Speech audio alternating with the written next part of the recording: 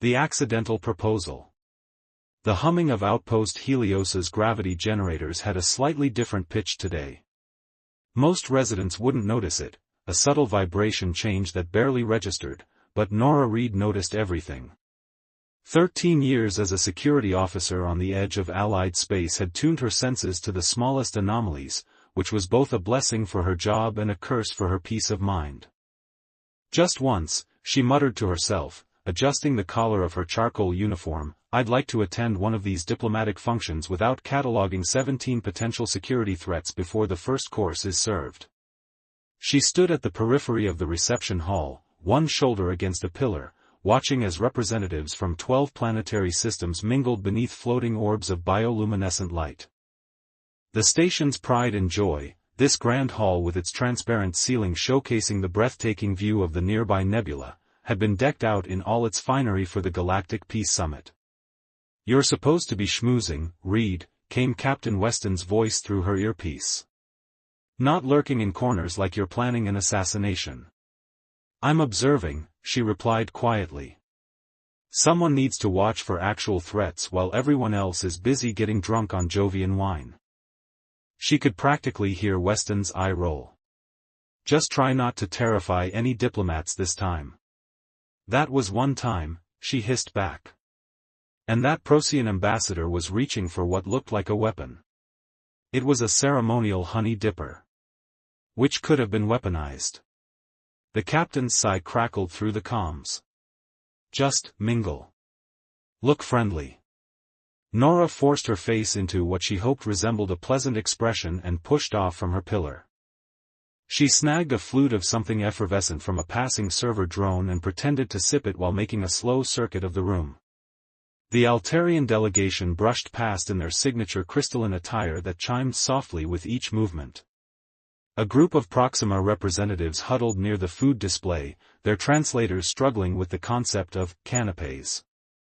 And then she saw him. Standing perfectly still amid the swirling crowd was a figure that commanded attention not through movement but through absolute stillness. Tall, perhaps 7 feet, with skin like polished opal that seemed to capture and subtly reflect the room's light. But it was the eyes that held her, deep indigo with flecks of starlight, set in a face of otherworldly beauty. An Etheri. Nora had heard of them but never encountered one in person. Ancient, mysterious, and notoriously aloof from galactic politics, yet here one stood. She realized she was staring only when those indigo eyes shifted to meet hers directly. Embarrassed, Nora quickly looked away, pretending sudden interest in her drink. "The Etheri emissary has been watching you," came a low voice beside her. Nora barely contained her startled reflex as Commander Juno Lu materialized at her elbow, the station's diplomatic officer somehow moving like a ghost despite her formal dress uniform. "Has he? Why would an Etheri care about a security officer?" Juno's lips curved in a knowing smile. "Perhaps he senses something interesting. They're empaths, you know. Can detect emotional patterns. Then he's getting a strong reading of chronic irritation and social awkwardness," Nora muttered. Juno chuckled. "Try not to shoot this one. The paperwork would be apocalyptic." That was one time. But Juno had already glided away, leaving Nora alone once more. When she hazarded another glance toward the Etheri, she found him still watching her. To her surprise, he began moving in her direction with deliberate grace, each step so fluid it seemed more like floating than walking. He stopped precisely 3 feet from her. Up close, she could see the faint luminescent markings along his temples and jaw, shifting patterns that seemed to pulse with his breathing. "You are Nora Reed," he said, his voice rich and melodic with an undertone like distant chimes. She straightened instinctively. "I am. And you're the Etheri emissary." "I am Valerian of House Lysithea." His head tilted slightly, the gesture strangely elegant. "You observe when others merely look." Nora shifted uncomfortably. Was that a compliment or an accusation? "Part of my job." "You find this gathering uncomfortable." "I find potential security threats uncomfortable." 12 different species with complicated political histories crammed into one room with enough alcohol to float this station? Recipe for disaster. One luminescent marking brightened briefly. You speak plainly when others conceal. Look, Nora said, fighting the urge to fidget under his intense gaze, I'm not good at diplomatic small talk.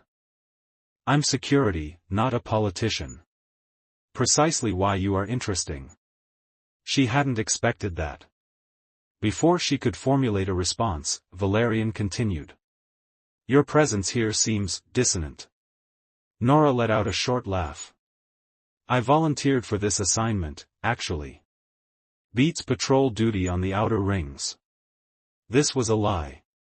Captain Weston had ordered her to attend after the incident with the Honey Dipper. But something about Valerian made her want to appear less reluctant. Curious. Another pulse of light across his markings. Humans often volunteer for experiences they find unpleasant. Maybe we're just masochists, she replied with a half-smile. Then, feeling bold from the strange energy between them, she added, though if marrying an Ethery would get me out of these diplomatic functions permanently, I'd consider it a fair trade. It was meant as a joke, the kind of flippant remark she'd make to her colleagues after a long shift. But the moment the words left her mouth, the air between them seemed to change. Valerian went impossibly still, his markings flaring bright blue in a rippling pattern. The conversation around them dimmed as several nearby diplomats turned to stare. A tall Proximan gasped audibly. What? Nora asked, sudden alarm rising. What did I say? Valerian studied her for what felt like an eternity before speaking. You have made a formal proposition according to the ancient laws of my people. What? No, I was joking. Intentions spoken freely in a hall of peace before witnesses cannot be dismissed as mere humor, he said, his voice carrying a new weight. My people value directness above all else. It is why we rarely attend such gatherings. Nora's face burned. I didn't mean. I will consider your proposal, Valerian interrupted, and with a slight incline of his head, he turned and moved away, leaving Nora frozen in place as whispers erupted around her. What just happened? She hissed into her comms. Captain Weston's voice came back, tight with barely contained panic. Report to Diplomatic Suite 7. Now. You proposed marriage to the Ethery emissary, Director Zhao said flatly, staring at Nora from behind his desk with an expression of profound disbelief. It was a joke. Nora protested, looking desperately between the director, Captain Weston, and Commander Lu, who were all watching her with varying expressions of horror. I didn't know he'd take it seriously. The Ethery don't joke about binding contracts, Commander Lu said, scrolling rapidly through her datapad. Their entire culture revolves around the sanctity of spoken intent. It's why they've been absent from diplomatic channels for the past 60 years, too many misunderstandings. Director Zhao pinched the bridge of his nose. Of all the diplomatic incidents. Can't we just explain it was a cultural misunderstanding? Nora asked desperately. The Ethery High Council has already sent a formal acknowledgement, Commander Lu replied, showing her the message. They're treating this as a legitimate cross-species union proposal. The first in over 3 centuries. Nora collapsed into a chair. So I just accidentally proposed to one of the most powerful diplomats in the galaxy. Yes, all 3 answered in unison. And if I retract it? Captain Weston winced. The Ethery would consider it a profound insult. We've been trying to establish trade routes through their star system for decades. This incident could set relations back another century. So I'm just supposed to marry him? Nora's voice rose incredulously. The Ethery don't view marriage as humans do, Commander Lu interjected. It's more of a formal alliance, a binding of houses. You'd be a representative of his house in human space.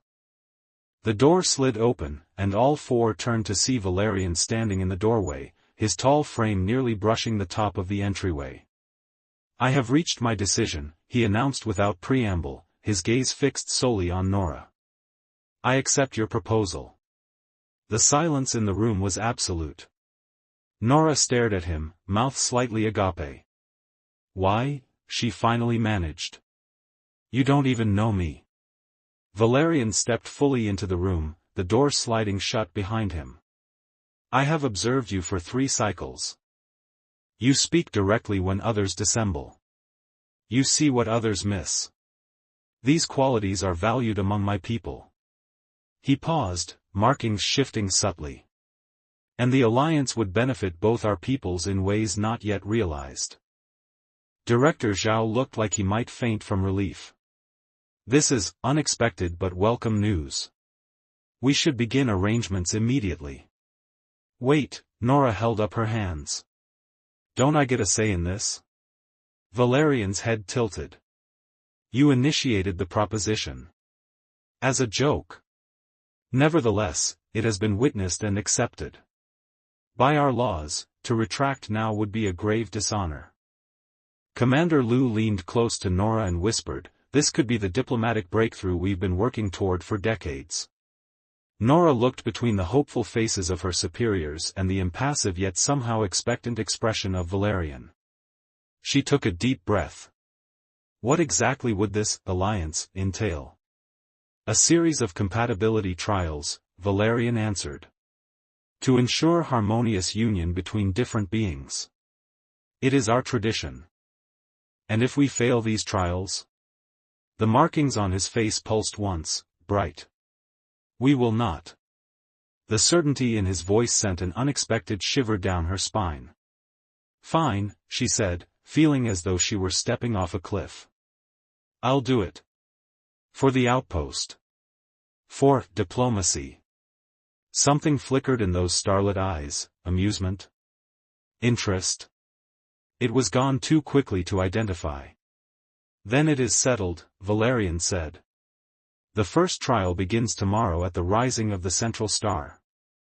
As he turned to leave, he paused beside her, leaning close enough that she could smell something like ozone and night-blooming flowers. For what it's worth, Nora Reed, he said softly, your joke contained more truth than most diplomats' promises. And then he was gone, leaving Nora to wonder what exactly she'd gotten herself into, and why, despite everything, she felt a flutter of anticipation rather than dread. Bonds of necessity. Nora woke at 0500 station time, a full hour before the rising of the central star, as Valerian had called it. Her quarters felt smaller than usual this morning, the walls pressing in with the weight of her new reality. She stared at the ceiling, mentally inventorying all the ways this arrangement could go catastrophically wrong. Security Officer Reed, the station's AI announced, its voice unnervingly cheerful, you have a message from Diplomatic Corps.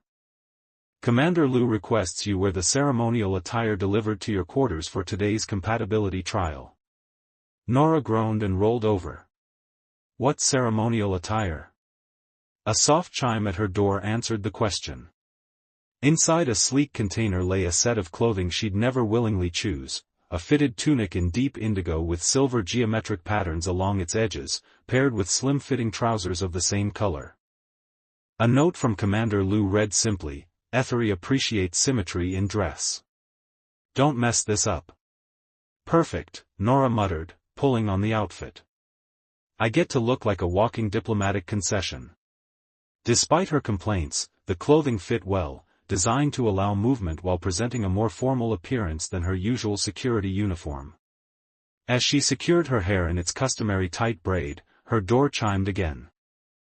Enter, she called, expecting Commander Lu or perhaps Captain Weston with last-minute instructions. Instead, Valerian himself stood in her doorway, his tall form seeming to absorb all available space.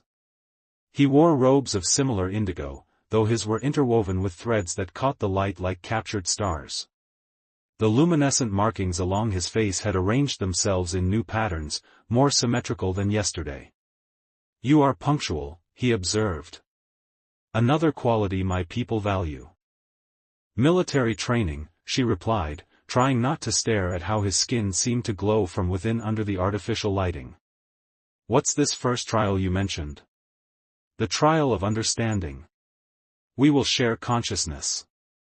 Nora blinked rapidly. I'm sorry, well, what now? Through guided mental connection, we will experience each other's foundational memories. It is the basis for all ethery unions. His head tilted slightly. Does this disturb you? The fact that you're going to be rummaging around in my head? Yeah, a little. Something that might have been amusement flickered across his features. The process is reciprocal. You will see my memories as I see yours. She folded her arms. And if I refuse? Then the alliance is void. Of course. No pressure at all. Fine, she said after a moment. But stay away from anything classified. I signed enough non-disclosure agreements to wallpaper this station. We will see core truths, not secrets, Valerian replied. Are you prepared to depart? With a reluctant nod, Nora followed him through the corridors of Outpost Helios.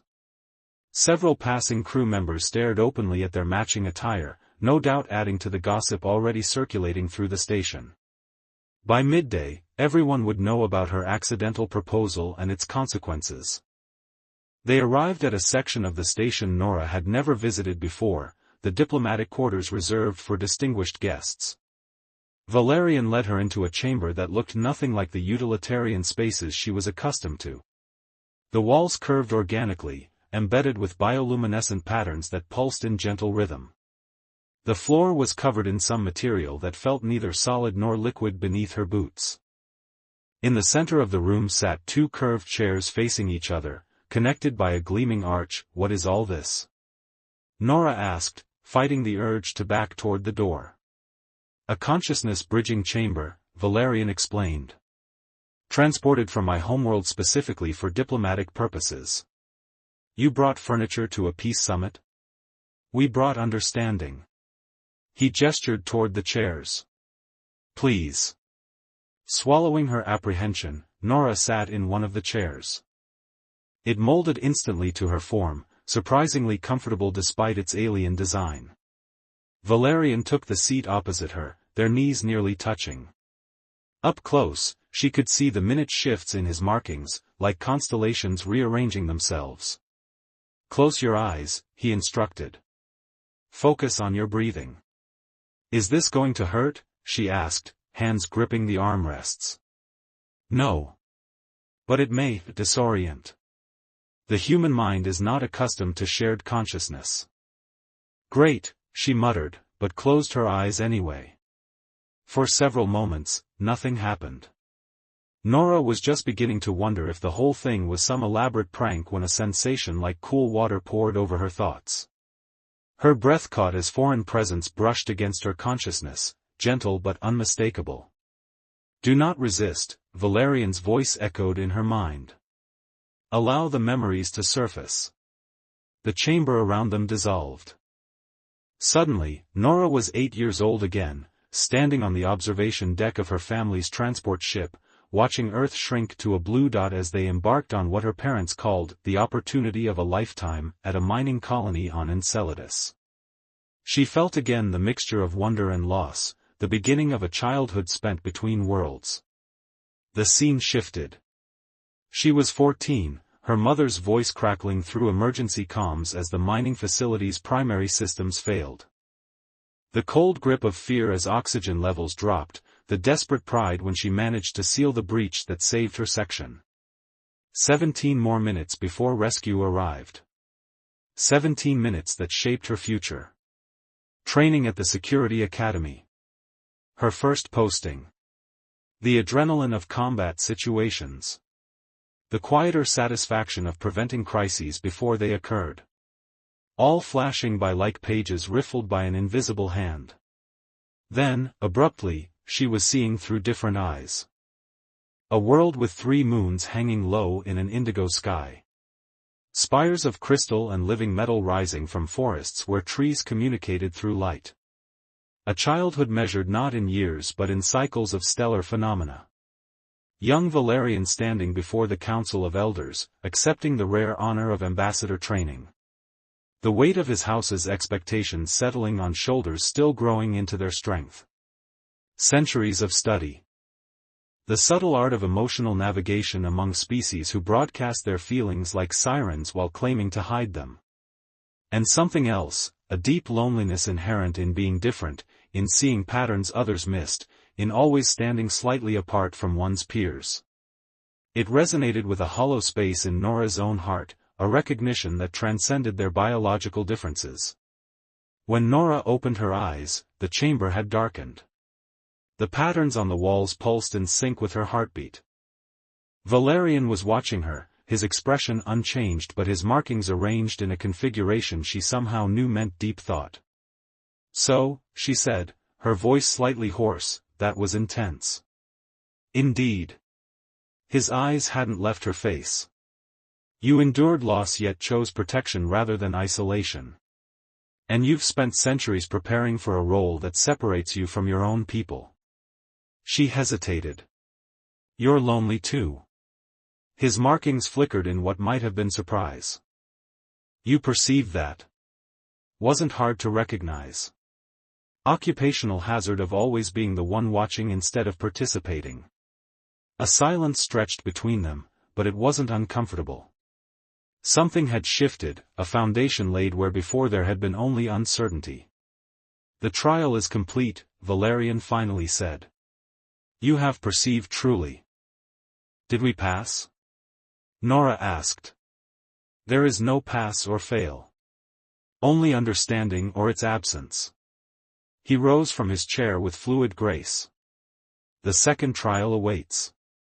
The second trial, as it turned out, was significantly more practical than the first. Valerian called it the Domestic Integration Challenge, but when they arrived at the designated simulation chamber, Nora recognized it immediately as a crisis management exercise, albeit one with an unusual twist. "You want us to run a habitation simulation together?" she asked, eyeing the sealed environment module with professional interest. Security officers regularly trained in similar facilities to prepare for station emergencies. Cooperative response to environmental stress is a key predictor of compatibility, Valerian confirmed. The simulation will present escalating challenges requiring joint problem-solving. Nora couldn't help but smile. Finally, something in her wheelhouse. "So instead of heart-to-heart conversations, we get to prevent simulated disasters together. I like this trial better already." Was that a flicker of amusement in his eyes? It disappeared too quickly to be certain. Once inside the module, the simulation began without warning. The lights dimmed to emergency levels, and the environmental systems emitted warning tones. "Atmospheric pressure destabilizing," announced the module's AI. "Carbon filtration at 68% efficiency. Temperature regulation compromised." Nora immediately moved to the environmental control panel, years of training kicking in. "I'll stabilize the air systems." "What are you handling?" Valerian was already at the secondary console. "Energy distribution requires balancing. The power grid is showing fluctuation patterns indicative of cascade failure." They worked in tandem, adjusting systems as new problems arose. When the water recycling unit began showing signs of contamination, Nora rerouted through auxiliary filters while Valerian recalibrated the molecular sensors to identify the contaminant. What surprised her most was how easily they established a rhythm. She would start a sentence, he would finish it. He would begin a recalibration sequence, she would anticipate and prepare the next system. Their movements around the small space became choreographed, never colliding despite the urgency of their tasks. 3 hours into the simulation, as they successfully averted what would have been a catastrophic coolant leak, Nora realized she was actually enjoying herself. This wasn't the awkward diplomatic dance she dreaded, this was practical, purposeful work with a partner who matched her step for step. "Your tactical adaptability is impressive," Valerian commented as they rerouted power around a simulated electrical fire. "You do not adhere rigidly to protocols when circumstances require innovation. And you're surprisingly hands-on for a diplomat," she replied, noting the deft way he manipulated the complex systems. I figured you'd be all theory, no practice. My people believe understanding must encompass all layers of existence. Theory without application is merely abstraction. The simulation escalated one final time, presenting them with a scenario requiring simultaneous intervention at opposite ends of the module. Working with barely any verbal communication, they executed a perfectly timed sequence of emergency protocols that not only stabilized the system but improved its overall efficiency. As the lights returned to normal and the simulation ended, Nora found herself breathing hard but exhilarated. That was. She searched for the right word. Harmonious, Valerian supplied, his markings pulsing in a pattern she was beginning to recognize as satisfaction. I was going to say, not terrible, but sure, harmonious works too. Despite her flippant words, Nora couldn't deny the strange sense of accomplishment she felt. They made a good team, better than she'd formed with many human colleagues. When they exited the simulation module, Commander Lu was waiting, barely concealed eagerness on her face. How did it go? We did not perish, Valerian stated simply. Nora snorted. High praise indeed. We actually worked well together, she admitted. But I'm still not clear on how any of this translates to an actual marriage, alliance, whatever this is. The final trial will clarify that question, Valerian said. The right of personal truth. She groaned. Let me guess, more mind-melding? No. Merely conversation, shared sustenance, and unguarded speech. So, dinner and a heart-to-heart? An adequate simplification. Commander Lu looked like she might burst from diplomatic excitement. Officer Reed, this is unprecedented progress. No human has ever advanced this far in ethery compatibility trials. Lucky me, Nora muttered, but found she didn't entirely mean it sarcastically. The shared sustenance portion of the final trial took place in Valerian's quarters that evening. Unlike the stark utilitarian design of most station rooms, his space had been transformed with elements from his homeworld, living crystals that emitted soft light, fabrics with patterns that shifted subtly, and an atmosphere that smelled of unfamiliar but pleasant herbal notes. Nora arrived wearing the same ceremonial attire, now freshly cleaned after their simulation exercise. Valerian greeted her with a formal bow that she awkwardly returned. Sorry if I do this wrong, she said. I wasn't exactly trained in interspecies etiquette. Sincerity matters more than form, he replied, gesturing to a low table surrounded by cushions rather than chairs. Please, be comfortable. The meal consisted of foods from both their cultures, synthesized earth cuisine alongside ethery delicacies that Nora eyed with healthy suspicion. One dish appeared to be gently pulsating. Is that, alive? She asked, pointing with her utensil. It responds to thermal changes, Valerian explained. Not consciousness. Tentatively, she tried it. The flavor was unlike anything she'd experienced, bright and complex, with notes that reminded her of citrus and something like electricity. This is actually good, she admitted, surprised. You expected poison? I expected diplomatic food. In my experience, that's almost the same thing. A subtle change in his markings might have been the ethery equivalent of a smile. My people value pleasure in sustenance. Why consume what does not bring joy? Practical philosophy. I can get behind that.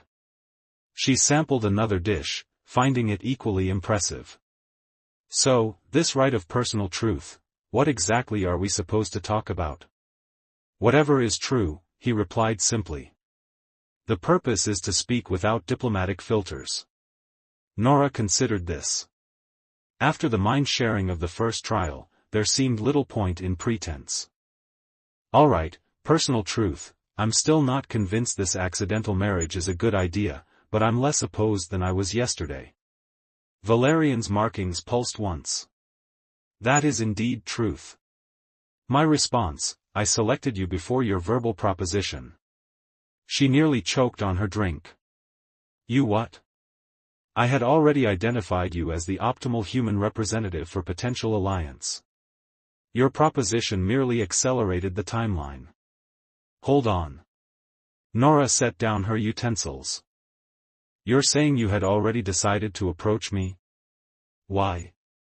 Your emotional patterns are distinctive. Clear, direct, unclouded by political ambition. In 3 cycles of observation, you demonstrated integrity when others showed malleability. So you were, what? Diplomatically stalking me? Assessing compatibility, he corrected. As I am tasked to do. Nora sat back, processing this revelation. That's either flattering or creepy. I haven't decided which. Your honesty is refreshing, Valerian said, serving her another portion of the pulsating dish. Most diplomats would pretend offense while feeling intrigue. I'm not a diplomat. Precisely why you are suitable. He set down his own utensils. Personal truth, my people rarely form external alliances because few species communicate honestly.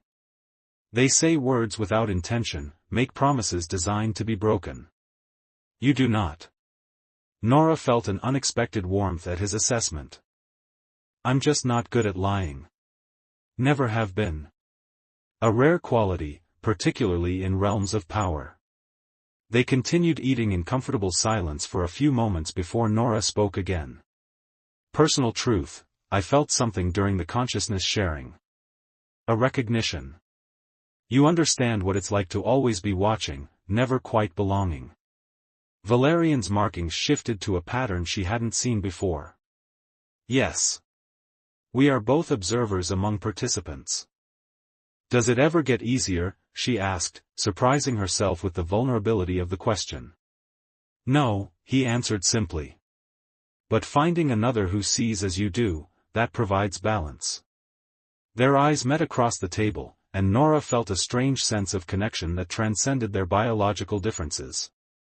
Not romance in any human sense, but something equally powerful, recognition of a kindred spirit across an impossible divide. So what happens after these trials? She finally asked. If this alliance becomes official, what changes? You would hold diplomatic status within ethery space. I would represent your interests in council. Our peoples would begin cultural exchange beyond mere commerce. And us? Would we live together? When diplomatic duties require. Otherwise, we maintain our respective roles while serving as connection points between our civilizations. It sounded reasonable, practical even. A political arrangement with clear benefits and limited personal disruption. I can live with that, Nora said, realizing she meant it. Valerian's markings pulsed in a pattern she now recognized as pleased. Then the trials are complete. We are compatible. Just like that? Just like that. She laughed softly. Humans usually make these decisions with much more drama. I have observed this tendency, he replied, and she could have sworn there was dry humor in his tone. It seems inefficient. That's humanity in a nutshell, dramatically inefficient. She raised her glass. To our dramatically efficient alliance, then. Valerian mirrored her gesture, his luminescent markings shifting into what she now recognized as his version of a smile. To seeing clearly what others miss. As they completed the meal, discussing the practical arrangements of their unprecedented alliance, Nora reflected on how different this outcome was from anything she could have imagined when she made her flippant joke at the reception. What had begun as diplomatic damage control had somehow become right. Not in the way human relationships typically developed, but in a way that acknowledged their unique positions as bridges between worlds, both literal and figurative. Later, as she walked back to her quarters, Commander Lu intercepted her, practically vibrating with excitement. The Ethery High Council has already sent confirmation. This alliance changes everything: trade routes, cultural exchange, technological sharing. Nora nodded, only half listening. The diplomatic implications, while important, seemed secondary to the personal understanding she'd found with Valerian, a connection based not on romantic ideals but on mutual recognition of seeing the world from similar vantage points, even across the stars. You've done something extraordinary, Lou continued, scrolling through her datapad. We'll need to arrange a formal ceremony, of course. Nothing too elaborate but symbolically significant. Whatever's necessary, Nora agreed, surprising herself with her lack of resistance. As Lou continued outlining diplomatic protocols, Nora's thoughts drifted to Valerian and their shared trials. An accidental proposal had led to an intentional understanding, one that might just bridge worlds in ways no carefully crafted treaty ever could. Sometimes, she reflected, the most powerful connections formed not from grand diplomatic gestures but from simple recognition. I see you as you truly are, and you see me. And across the vast differences between their species, that recognition might be the most profound bond of all. Re-Triclaude can make mistakes. Please double-check responses. 3. 7 Sonnet.